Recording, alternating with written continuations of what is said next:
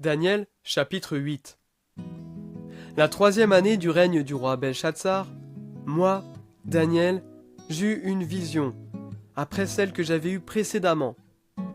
Je regardais au cours de cette vision, et, tandis que je regardais, il me sembla que j'étais à Suse, la capitale dans la province d'Élam.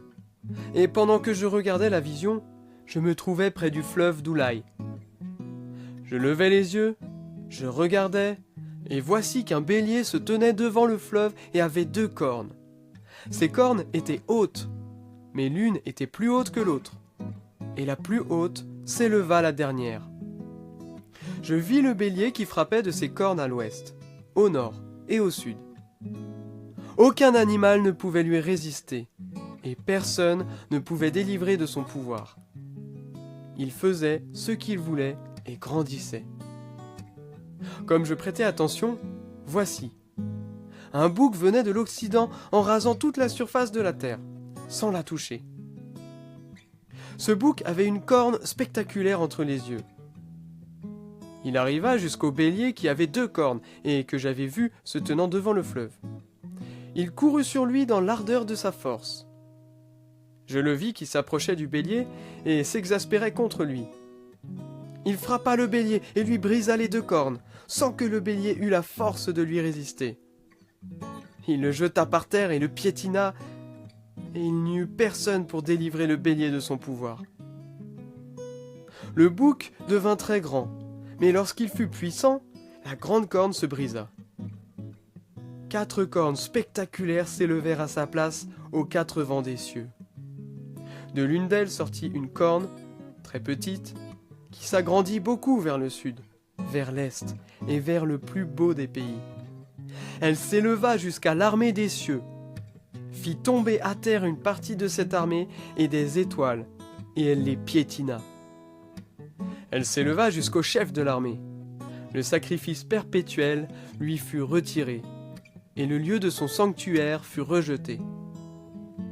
L'armée fut livrée avec le sacrifice perpétuel, à cause du crime. La corne jeta la vérité par terre et réussit dans ses entreprises.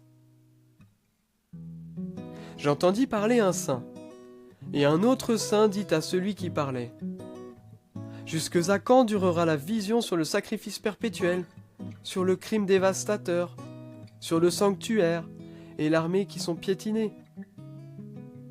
Et il me dit : « Jusqu'à 2300 soirs et matins.